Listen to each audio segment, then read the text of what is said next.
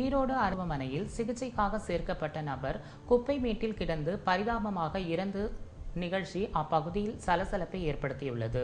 கோவை மாவட்டம் சிறுமுகை பகுதியைச் சேர்ந்த ஓட்டல் தொழிலாளி ராஜு ஈரோட்டில் உள்ள தன் சகோதரி பாக்யலட்சுமியின் வீட்டில் வசித்து வந்தார்.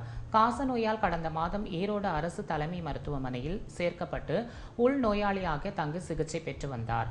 உறவினர் இல்ல திருமணத்திற்கு சென்று திரும்பிய பாக்யலட்சுமி நேற்று மருத்துவமனையில் ராஜுவை காணாமல் அதிர்ச்சி அடைந்தார்.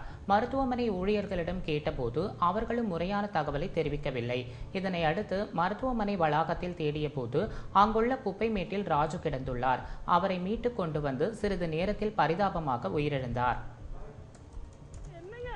2 நாள் ஆள் இல்லைன்னா இப்படி கொண்டாந்து குப்பை தொட்டியில போட்டுருவாங்களா? அவங்க நியாயமே இல்லைங்களா? ஒரு நீதி இல்லையா ஒரு மனுஷங்களுக்கு? முடியாதவர் எப்படிங்க மாடியில கிடக்கிறவர் இங்க வந்து கிடப்பாரு? எந்திரிச்சு மோஷன் போயிட்டாரு, போய் கேட்டா மோஷன் போயிட்டாரு படுக்கையில, அதனால நாங்க கொண்டே குப்பை தொட்டியில கொட்டிட்டோம்னு சொல்றாங்க. மனசாட்சி இல்லாம இந்த மாதிரி நிலைமை யாருக்கும் வரக்கூடாது. இவரே போதும், கொஞ்சமாவது மனிதாபிமானத்தோட நடந்துக்க சொல்லுங்க ப்ளீஸ். மருத்துவமனை ஊழியர்களே ராஜுவை குப்பையில் வீசியதாகவும் அவர்களின் அலட்சியம் காரணமாகவே அவர்கள் உயிரிழந்ததாகவும் அவரது உறவினர்கள் குற்றம் சாட்டியுள்ளனர்.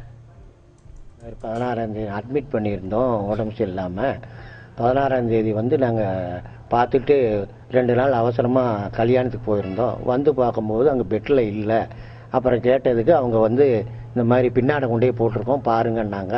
நாங்கள் தொலைவி பார்த்தோம், எங்கேயுமே கண்டுபிடிக்க முடியல. கடைசியில் பார்த்தா மார்ச் வரையில் குப்பையில் கிடந்தாரு.